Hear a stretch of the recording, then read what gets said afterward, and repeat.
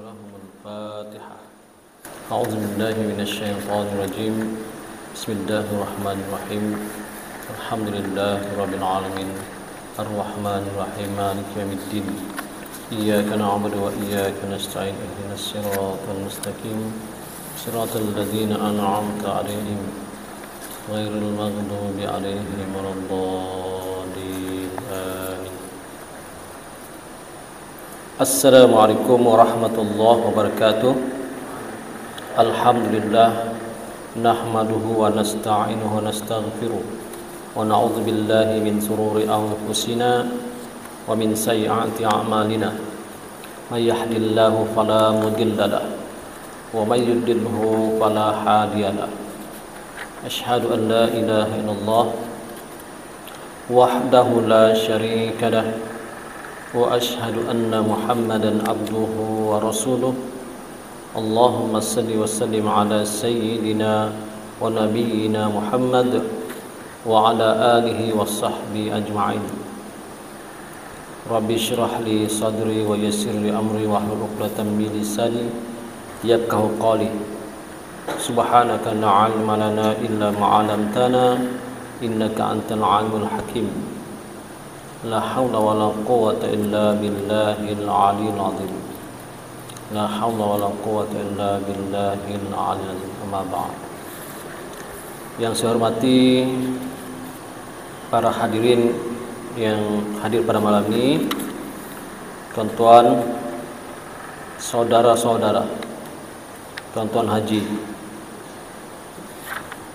dan seluruh hadirin yang dikasihi sekalian. Alhamdulillah, syukur kita kepada Allah Subhanahu wa taala kerana dengan izinnya, dengan limpah dan kurnianya, maka pada malam ini sekali lagi seperti biasa, mari kita sama-sama untuk mengisi masa lapang ataupun mengisi kekosongan di antara maghrib dan isya ini.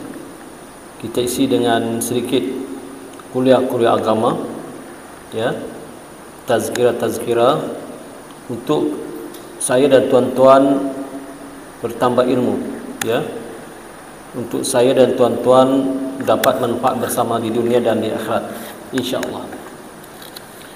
Kerana sedia maklum, seperti mana yang selalu sangat kita perkatakan, bahawa kehidupan kita di atas dunia ini ataupun di muka bumi ini tidak lama. Tidak lama. Paling lama pun sekiranya masih ada 100 tahun. Itu pun boleh kita hitung dengan jari, 100 tahun. Daripada Abu Hurairah radhiyallahu an, bahwa Nabi sallallahu alaihi wasallam bersabda, A'maru ummati ma baina sittina ila sib'in wa akulluhum may ya'juz zalik. Maksudnya, umur umatku di antara 60 hingga 70 tahun dan amat sedikit yang lebih daripada itu. Hadis riwayat At-Tirmizi. Jadi ini yang kita siang dan malam berpikir, ya. Berpikir apa? Berpikir untuk menambahkan amal bakti kita kepada Allah Subhanahu wa taala, untuk kita jadikan bekalan untuk kita bawa ke akhirat yang perjalanannya begitu jauh, sangat jauh. Saya dan tuan-tuan tidak pernah melihat alam akhirat. Kita cuma mendengar cerita-cerita daripada para alim ulama di dalam kitab dan juga daripada hadis-hadis Nabi Muhammad sallallahu alaihi wasallam, tapi kita tidak pernah, ya, kita tidak pernah sekali melihat keadaan bagaimanakah itu alam akhirat. Jadi sebab itulah perjalanan yang jauh dan panjang ini kita tambahkan dengan amal ibadah sebagai bekalan kita untuk kita bawa ke sana. Ya, banyaklah amal ibadah ni, ataupun dipanggil fadailul a'mal, amalan-amalan yang utama. Kalau sembahyang fardu 5 waktu itu adalah kewajipan kita, setiap muslim dan muslimat yang sudah akhir balik, ya, yang sudah mukallaf, diwajibkan untuk mengerjakan ibadah solat. Apa itu mukallaf? Mukallaf itu orang yang sudah diberati hukum ke atasnya. Siapakah yang diberati hukum ke atasnya? laki-laki akhir balik, wanita akhir balik, sudah sampai akhir balik maka diwajibkan kepadanya untuk salat sehari semalam 5 waktu. Diwajibkan, arti wajib artinya dibuat dapat pahala, ditinggalkan berdosa. Artinya kalau orang meninggalkan sembahyang dengan sengaja maka berdosalah dia. Begitu. Jadi amalan itu kita akan bawa, sebab di akhirat kelak kata para alim ulama kita nampak amal kita ini seketul-seketul, seperti bukit, seperti gunung. Ada amalan orang seperti bukit, ada amalan orang seperti gunung, ada amalan orang seperti rumah. Ya, besarnya di akhirat kita nampak amalan kita itu. Di dunia kita tidak nampak, tetapi di akhirat kita nampak amalan-amalan yang Allah terima, kemudian diperlihatkan pada kita di alam akhirat. Maka kita pun merasa bangga andai kata kita banyak amal. Itu pun amal kita yang diterima oleh Allah. Kalau amal kita itu tidak diterima oleh Allah, walaupun banyak kita beramal, tidak ada guna juga. Jadi kata para alim ulama, supaya kita ini mudah-mudahan amal kita ini Allah terima pada zahirnya, yaitu sah amal kita ini, maka kita banyak belajar ilmu, pengetahuan, supaya solat kita sah, ibadah kita yang lain sah. Maknanya kalau salat kita tahu rukun-rukunnya, rukun 13 itu kita tahu, bacaan-bacaannya kita tahu, yang wajib-wajib itu, maka sahlah sembahyang kita. Soal Allah terima atau tidak, itu kita serahkan kepada Allah. Kita mohon pada Allah rahmatnya saja. Ya, sebab itu amalan kita bawa ke akhirat. Jadi dunia ini dikatakan ad-dunya adalah satu tempat persinggahan kita untuk menambahkan amal. Dunia ini tempat kita bercocok tanam untuk kita menambahkan amal. Dunia ini tempat kita berladang, kata para alim ulama, untuk kita tuai besok di akhirat dunia ini. Ya, sebab itu sabda Nabi Muhammad sallallahu alaihi wasallam yang mengatakan bahawa dunia ini penjara bagi orang mukmin, syurga bagi orang kafir. Ya, dunia ini penjara bagi orang mukmin dan syurga bagi orang kafir. Kenapa dikatakan penjara bagi orang mukmin? Kerana kita di dunia ini ada hukum hakamnya, ada undang-undangnya yang Allah telah turunkan dan diwahyukan kepada Rasulullah sallallahu alaihi wasallam, Nabi kita Nabi Muhammad. Peraturan-peraturan itu ataupun undang-undang itu termasuk di dalam ajaran Islam, dan dia mengandungi 5 hukum, yaitu hukum wajib, hukum haram, hukum sunat, hukum makruh, hukum harus. Itulah peraturan-peraturan dari Allah yang telah Allah sampaikan melalui malaikat Jibril kepada Nabi Muhammad SAW, kemudian ditafsirkan pula oleh para sahabat dan para ahli ulama, dan sampailah pada kita hari ini bahawa di dunia ini ada undang-undangnya. Kalau kita muslim, kalau kita yakin kepada Allah, beriman kepada Allah dan hari akhirat, dunia ini ada undang-undangnya, peraturan-peraturannya. Kita tidak boleh melakukan perkara-perkara yang dilarang.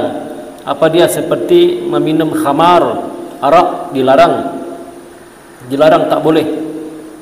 Ya, berzina tidak boleh, dilarang, haram. Berjudi tidak boleh, dilarang, haram. Membuka aurat tidak boleh, dilarang, haram. Mata tak boleh melihat aurat wanita, tak boleh, hukumnya haram. Jadi artinya dunia ini ibarat penjara bagi orang mukmin. Kita terhad, kita tak boleh bebas seperti orang-orang kafir, orang-orang barat yang tidak ada hala tuju. Mereka ada pedoman, mereka ada tamadun, tapi mereka tidak ada hala tuju. Mereka tidak ada satu tempat untuk belajar bagaimanakah hukum hakam yang sebenarnya. Mereka ada kitab, mereka percaya dengan kitab mereka, yang mana kitab mereka ini asalnya juga daripada Allah Subhanahu wa taala, yaitu kitab Injil, tetapi telah diubah Injil itu, diubah oleh mereka juga. Datang mereka punya kira seperti orang alim mereka, sampai ke tangan mereka, diubah kitab Injil itu, macam-macam nama, Barnabas dan macam-macam lah, saya pun tidak ingat. Tetapi undang-undang itu sudah diubah. Undang-undang yang datang daripada Allah, peraturan-peraturan dari Allah sudah diubah menggunakan akal mereka sendiri. Akhirnya mereka rosak binasa, porak-poranda, huru-hara, sebab mereka tidak berpedoman apa yang Allah turunkan ya daripada Allah, kemudian mewahyukan kepada Muhammad sallallahu alaihi wasallam. Sebab itu dikatakan ad-dunya sijjin, penjara bagi orang Islam. Al-jannatul kafirin, syurga bagi orang kafir. Syurga orang-orang kafir, mereka bebas ya, setengah-setengah tempat di barat itu laki-laki dan perempuan boleh berjumpa, boleh seperti orang sudah kahwin walaupun tidak ada nikah, dibenarkan. Yang penting tidak ada paksaan dan tidak ada rogol. Kalau ada rogol dituntut, dibawa ke mahkamah. Tidak ada rogol, suka sama suka. I love you, you love me. Okey, senang. Mereka tidak ada undang-undang yang menyekat mereka. Cuma mereka ada undang-undang dunia, itu saja. Undang-undang dunia dilarang merogol, tangkap, dilarang mencuri, tangkap. Alhamdulillah ada setengah undang-undang dunia selari dengan undang-undang agama kita. Tapi itulah dikatakan dunia ini ibarat penjara bagi orang mukmin, tetapi syurga bagi orang kafir. Tetapi ingat, walaupun penjara cuma sebentar saja kita di dunia ini. Orang kafir hiduplah mereka sepuas-puasnya, sebebas-bebasnya, tapi mereka hidup tidak lama. Tidak lama. Paling lama 120 tahun, paling lama meninggal dunia. Orang Islam kalau mereka beriman sungguh-sungguh kepada Allah, bertakwa kepada Allah, mereka akan kekal abadi di syurga kelak yang tidak pandai mati-mati. Orang Islam akan dapat syurga, orang beriman bertakwa akan dapat syurga, maka mereka akan kekal di sana selama-lamanya, tidak akan mati-mati sampai bila-bila. 100 tahun, 100 juta tahun, 1 triliun juta tahun, mereka kekal abadi di dalam syurga, menikmati keindahan syurga, kenikmatan syurga. Tapi orang kafir akan menderita dalam an-nar, dalam neraka jahanam dan neraka-neraka yang lain. Mereka pun tidak mati, mereka disiksa selama-lamanya, mereka dibakar selama-lamanya. Tidak ada ketenangan sedikit pun, tidak ada kebahagiaan sedikit pun, tidak ada rasa senang sedikit pun orang-orang ahli neraka itu. Na'udzubillahi min zalik. Menderita ya Allah. Bayangkan, coba kita bayangkan, andai katalah minta jauhkan ya Allah, tapi kalau termasuk ke sana ya Allah Tuhan, bagaimana keadaan tu? Kita mendengar cerita biasa saja, tapi kita tidak pernah rasakan. Kalau kita rasa, na'udzubillahi min zalik, kita minta jauh dari Allah Subhanahu wa taala. Betapa siksanya. Bahkan orang yang berada di dalam neraka merintih kepada Allah, putus asa mereka. Orang dalam neraka ni putus asa, sebab terutama mereka yang kafirin, mereka kekal abadi selama-lamanya, abadi abadan. Mereka sudah putus asa. Mereka putus asa sebab mereka tahu mereka kekal abadi dalam neraka hingga wajah mereka menjadi biru, mata mereka menjadi biru hitam legam. Tidak ada sudah apa-apa di hati mereka, melainkan putus asa yang bersangatan kerana mereka orang kafir. Begitu juga orang-orang munafik, masuk neraka pun kekal abadi selama-lamanya. Bahkan lebih dahsyat daripada orang kafir. Innal munafiqina fid darki asfali minan nar. Sesungguhnya orang munafik itu diletakkan dalam api neraka yang paling dalam sekali. Atas kafir dia paling dalam, di dasar neraka orang munafik ini. Na'udzubillahi min zalik. Tetapi ada peluang bagi mukmin yang fasik tetapi dia beriman kepada Allah. Mukmin yang derhaka, orang Islam yang derhaka, dia masuk neraka tetapi lambat laun dia akan masuk surga setelah habis penyiksaan ke atasnya atas dosa-dosanya. Kenapa tuan-tuan? Kerana masih ada sedikit walaupun sebesar zarrah di hatinya. Ada iman sedikit di hatinya sebesar zarrah, maka lambat laun dia akan masuk surga. Tapi setelah disiksa begitu lama. Sedangkan kita harus ingat, ka'alfi sanatum mimma ta'uddun.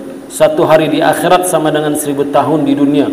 Andai kata orang fasik, orang derhaka kepada Allah, satu hari saja disiksa di dalam neraka ibarat 1000 tahun di dunia ini. Bandingannya tuan-tuan. Jadi jangan minta-minta, kalau boleh jangan kita minta. Kita minta jauhkan daripada itu segala-galanya. Kerana inilah yang sebenarnya orang-orang solehin, ulama-ul amilin mengingatkan, ya, mengingatkan saudaranya, mengingatkan keluarganya tentang ini. Sebab kematian kita, ya, sebab itu hakikat kehidupan manusia ini adalah hakikatnya kita akan mati. Kullu nafsin za'iqatul maut. Setiap yang bernyawa itu pasti akan mati. Yang bernyawa semua makhluk yang bernyawa pasti akan menemui kematiannya. Dengan cara apa? Dengan cara wallahu alam, kita pun tidak tahu. Kita sendiri, saya sendiri pun tidak tahu bila masa kita ni akan pergi. Kita pun tidak tahu bila malaikatul maut mencabut nyawa kita. Tidak tahu di mana tempatnya, apa sebabnya dan kenapa, tidak tahu. Tidak ada seorang pun tahu dia akan meninggal sekian-sekian hari bulan. Kalau tahu tuan-tuan, semua kita pakat-pakat datang ke masjid. Kita tahu, tuan, aku ke masjid malam ni, tak pulang-pulang. Kenapa? Tuan, aku sudah tahu tuan bila aku mati. Iyakah? Tiba-tiba ramai di sini. Woi, nah, bapa kamu ni ke masjid? Sudah aku tahu, batarikku. Aku tuan 2 hari lagi tuan, mati aku. Jadi aku tidak mau ke mana-mana tuan. Aku di masjid saja ni berzikir. Kau pula, aku seminggu lagi tuan. Ni dikasih tahu kau, aku sebulan lagi. Jadi aku akan beribadah sejak. Kau nak mau apa? Tak mau beribadah sejak aku ni. Paling-paling pun kalau aku mengantuk tidur atau makan. Bayangkan tuan-tuan kalau kita tahu tarik mati. Sebab itu orang yang tahu tarik mati siapa? Ada persoalan di sini. Siapakah manusia yang tahu bila dia mati? Ada seorang manusia, bahkan bukan seorang, ada golongan yang tahu bila dia mati. Ada golongan. Dia bukan wali Allah, dia bukan orang saleh, orang biasa, tapi dia tahu dia mati. Siapa? Orang yang berada dalam penjara. Orang yang berada dalam penjara yang akan dihukum bunuh, hukum gantung, dia tahu dia akan mati pada sekian-sekian hari bulan. Contoh ambil pinjam nama. Contoh namanya Pulan lah. Senang lah kalau disebut nama nanti kerasa pula. Panggil Pulan lah. Pulan pun masuk. Pulan ini kesnya membunuh, dan membunuh jawabnya dibunuh, hukum gantung sampai mati. Ataupun dia ini mengidap dada, lebih had yang dibenarkan mengidap dada itu, maka dia akan dihukum gantung sampai mati. Maka dia sudah tahu sekian-sekian hari bulan. Kalau orang Islam dicerita dalam penjara itu, kalau dia orang Islam maka dia akan dihukum gantung pada pagi Jumaat. Maka dia sudah tahu bahawa pagi Jumaat sekian hari bulan aku akan dihukum gantung. Tuan-tuan, apakah yang dia rasa? Dia sudah tahu dia akan mati. Dikatakan oleh sahabat saya yang berada di penjara, polis penjara, diceritakan orang itu sudah tidak ada selera makan. Seminggu lagi lamanya untuk dia dihukum gantung sampai mati, sudah tidak ada selera makan. Dia hantar makanan, tidak dimakan. Paling-paling pun air saja diminumnya sedikit. Kenapa? Dia tahu dia akan mati. Satu, kemudian dia takut bagaimana kematian itu. Sebab itu datanglah ustaz-ustaz di sana buat kuliah. Dia kata, beruntunglah kamu kerana kamu sudah tahu kamu mati, maka sekarang beramallah kamu banyak-banyak, beribadahlah kamu banyak-banyak, sebab kamu sudah tahu kamu akan mati. Bertobatlah kamu kepada Allah, sebab kamu sudah tahu kamu akan mati sekian-sekian hari bulan. Pada hari Jumaat pula tu kan ada mengatakan dalam hadis, barang siapa yang mati hari Jumaat, beruntung orang itu kerana terhindar daripada siksa kubur. Orang yang mati pada hari Jumaat, orang itu akan terhindar daripada siksa kubur.